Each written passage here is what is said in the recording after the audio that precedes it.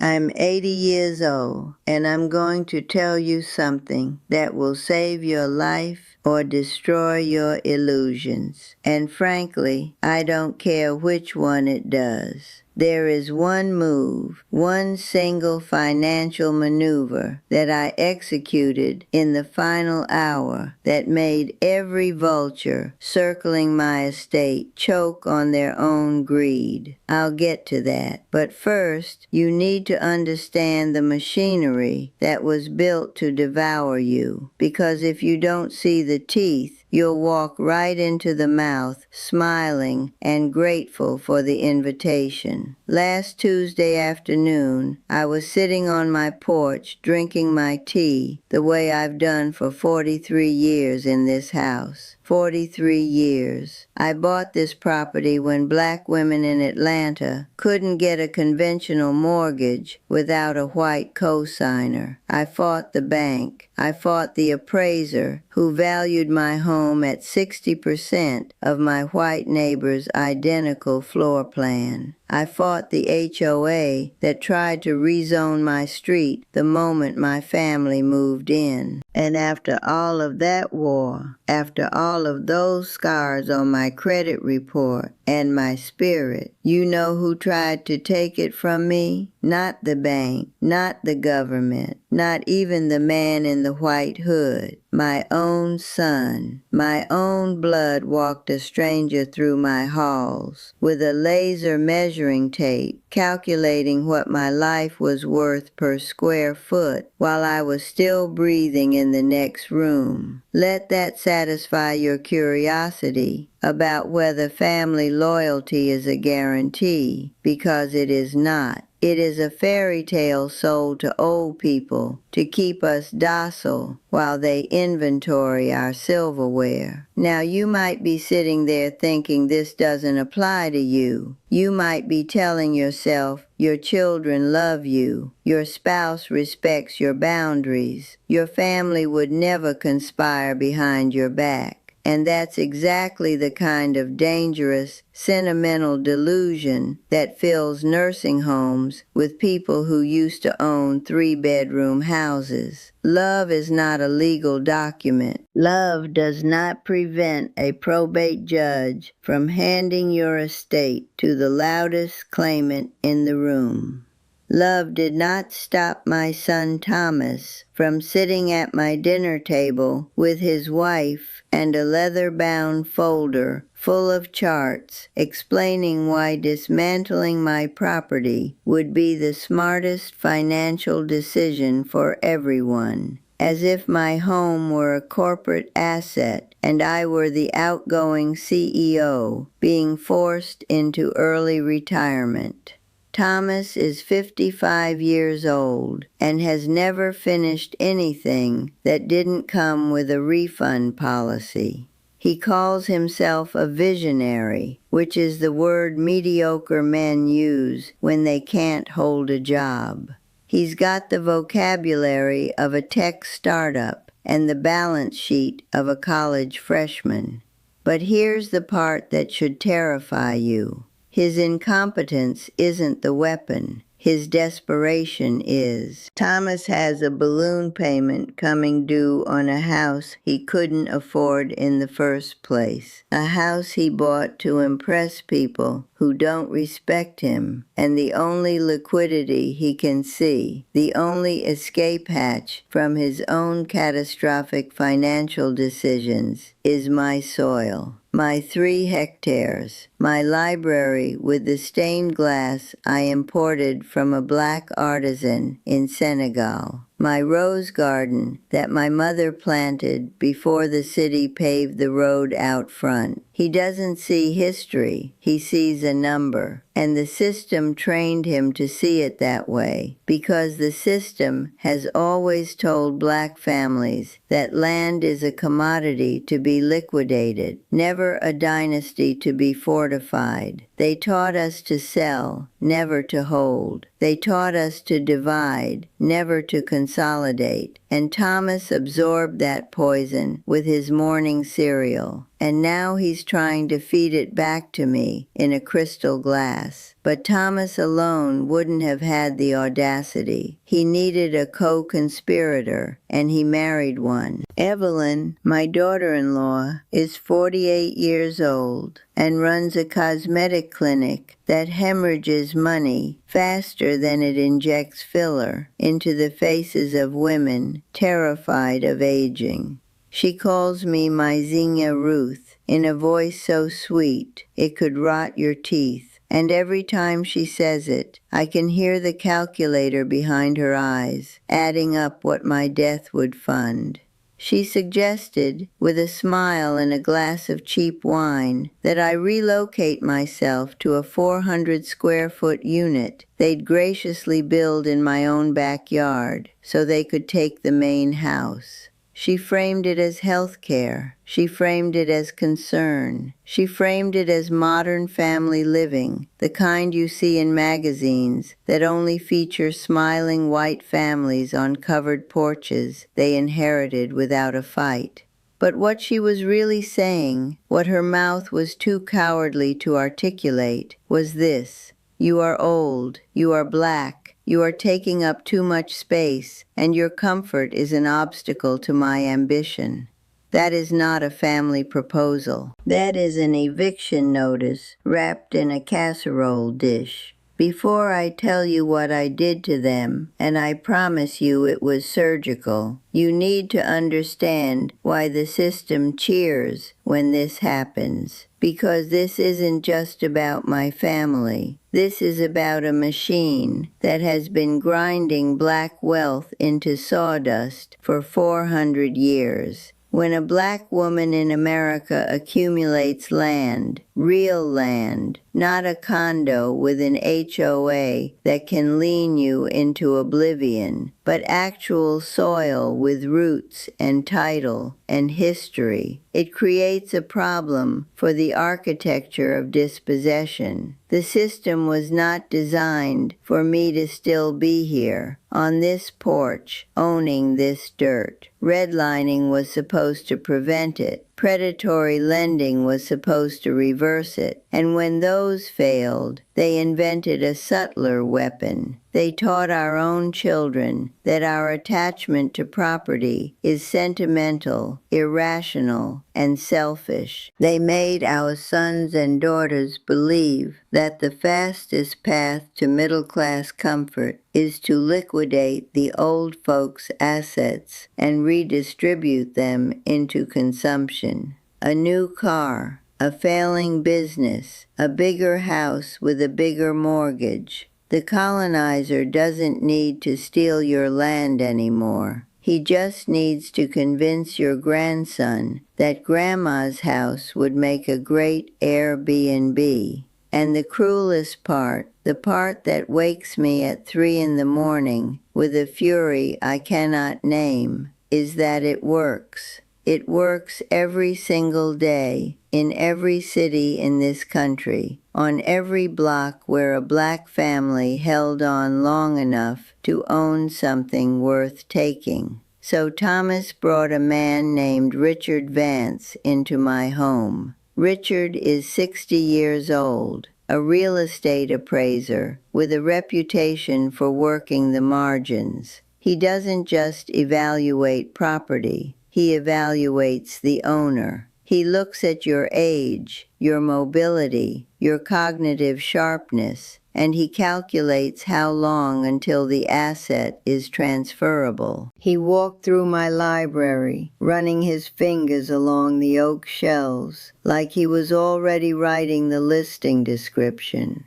He photographed my stained glass. He measured my hallways. And he did all of this while my son held the door open for him, like a bellhop at a hotel that was about to change ownership. I didn't scream. I didn't cry. I didn't threaten to call the police. I smiled. I asked for Richard's business card, and I memorized his license number while looking him directly in the eye. Because when you've survived what I've survived, you don't waste energy on emotion. you collect evidence. 3 days later, Thomas orchestrated a dinner. Evelyn cooked a meal she found on a food blog and served it on my china, my mother's china, as if the plates already belonged to her. And over that meal they presented me with their plan. Charts, projections, color-coded spreadsheets showing how subdividing my land would generate enough capital to rescue Evelyn's clinic and refinance Thomas's mortgage.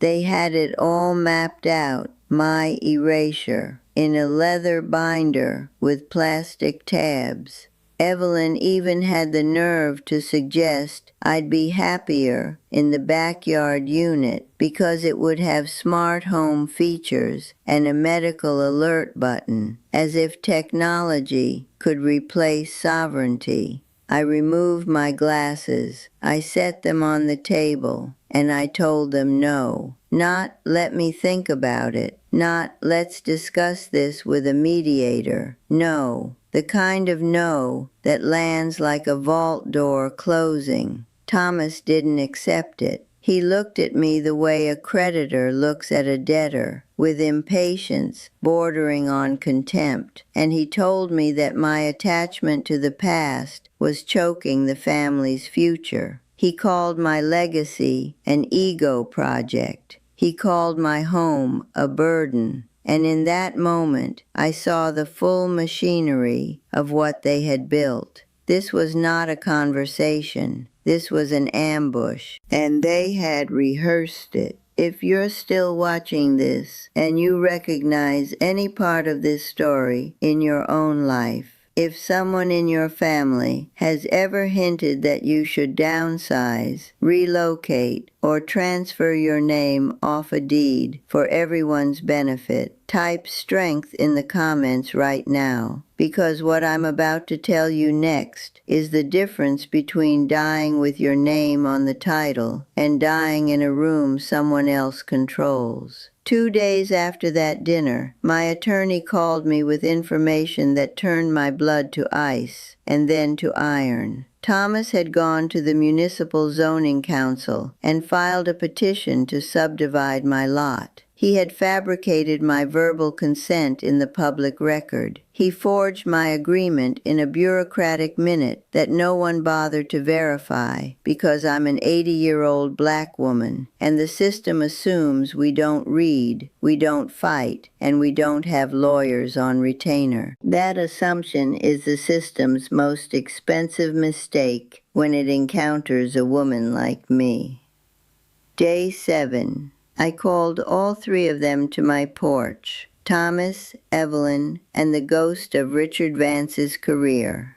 Thomas came expecting negotiation. He left understanding annihilation. When I told him I knew about the zoning petition, about the forged consent, about Richard's unauthorized evaluation, the performance collapsed. The mask of the dutiful son dissolved like sugar in boiling water. He slammed his fists on my oak table, the same table where his father and I signed the original deed 43 years ago, and he screamed. He told me he had spent his entire life waiting for this money. Waiting, not earning, not building, waiting. Like my death was a business plan, and I had the indecency to stay alive past the projected timeline. He said I was robbing my own grandchildren by refusing to die on schedule, or at least surrender the paperwork. He said the word selfish so many times it lost its meaning and became just a sound, a desperate, hollow percussion of a man who had never built anything worth protecting and could not understand why someone else would refuse to demolish what they had. Evelyn sat beside him with her arms crossed, nodding, confirming every accusation as if she had rehearsed the choreography of this betrayal in front of a bathroom mirror. And I sat there, in my chair, on my porch, on my land, and I felt nothing but the calm that comes from having already made the call that would end this permanently. Here's what they didn't know. While they were busy measuring my house, I was measuring them. While Evelyn was picking out cabinet finishes for her imaginary renovation, I was on the phone with my estate team in Washington. And by the time Thomas was screaming about his inheritance, the paperwork was already filed, notarized, and beyond the reach of every court in the state of Georgia. This is the secret I promised you at the beginning. This is the move that broke their entire operation overnight. I transferred every square inch of my property, the house, the land, the library, the garden, every blade of grass, and every stained glass panel, into a conservation easement tied to a foundation dedicated to the preservation of African American historical property. Then I locked the entire structure inside an irrevocable dynasty trust with a 99-year restriction on subdivision, commercial sale, or transfer outside the foundation's charter. The effect was instantaneous. The land cannot be sold. It cannot be divided. It cannot be leveraged as collateral. It cannot be touched by probate. It exists outside the reach of Thomas's desperation, Evelyn's vanity, and Richard's predatory appraisals. And as a secondary benefit, the conservation designation grants me a tax exemption so substantial that I will live more comfortably in my final years than Thomas will in his entire remaining life. Then I filed a formal complaint against Richard Vance with the State Licensing Board for conducting an unauthorized property assessment, privacy violations, and collusion in a potential elder exploitation scheme.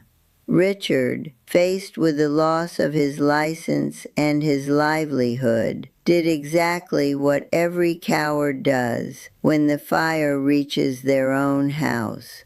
He testified. He gave my attorney everything. The emails from Thomas, the text messages from Evelyn, the timeline of the conspiracy. And with that testimony, my legal team filed an injunction blocking Thomas's fraudulent zoning petition with a referral to the district attorney's office for document fraud. Thomas didn't just lose access to my estate. He lost the ability to pretend he was anything other than what he is, a man who tried to auction his mother's life to pay for his own failures. There is a lesson here that goes beyond real estate law and tax codes, and I need you to hear it with every cell in your body. Your legacy is not a gift you owe to the people who came after you. Your legacy is the evidence that you existed, that you fought, that you built something with your hands and your mind, and your refusal to disappear. It is the only proof that the system did not win. It is the only receipt for every door that was slammed in your face, and every loan that was denied, and every neighborhood that tried to push you out. Nobody, not your child, not your spouse, not your government, has the right to dismantle that evidence while you are still standing. The people who tell you to downsize, to simplify, to let go, they are not speaking from love. They are speaking from hunger. And hunger dressed in family clothes is still hunger. I maintain my body the way I maintain my property, with intention, with discipline, and with zero tolerance for decay. Every morning I stand in the garden they tried to steal, and I move through my Tai Chi forms while the dew is still on the ground. I drink bone broth so dense with collagen that my joints move better at 80 than Thomas's do at 55. I consume omega-3 from deep water sources that keep my mind sharp enough to read a trust document, find the loophole, and close it before my enemies finish their morning coffee. While Thomas trembles and sweats through his financial panic, my nervous system runs cold and precise, like a machine built for exactly this kind of war. My body is not aging, my body is fortifying, and every sunrise I greet on that porch is a victory lap around the graves of people who expected me to quit decades ago. The system tells black women to grow old quietly, to shrink, to make room, to hand over the keys and be grateful for a room in someone else's house. I am telling you, from the other side of 80 years of fire, that the system is a liar and your silence is its favorite weapon. You don't owe your children your house. You don't owe your spouse your savings. You don't owe your family a single brick of the fortress you built with your own blood. What you owe yourself is a plan so airtight that when the vultures circle, they find nothing but concrete and steel where your soft spot used to be. Thomas hasn't called me since. Evelyn blocked me on every platform she performs her fake life on. And Richard Vance is currently under investigation by the State Board, negotiating a settlement that will cost him more than my property ever would have earned him. My house stands exactly where it has stood for 43 years. My name is on nothing that can be touched, and my tea tastes better now than it has in a decade, because there is no flavor in the world sharper than the taste of a war you won before your enemy even knew it had started. So here is what I want you to do. Stop reading this like entertainment. Stop watching stories like mine and returning to your life unchanged. Go to your county records office tomorrow and verify who is on your deed. Call an estate attorney this week, not next month, this week, and ask about irrevocable trusts, conservation easements, and beneficiary designations. Tell every person in your life who loves you that your assets are protected and your mind is sharp and your plan is sealed. And tell every person who doesn't love you, the ones measuring your walls and counting your years, tell them nothing. Let them find out the way Thomas did, at a table they thought was set for their victory, staring at a door that will never open again. Now comment below and tell me the worst lie your family ever told you to try to control your money, or keep pretending everything is fine while they measure your coffin. The choice, as it always has been, is yours.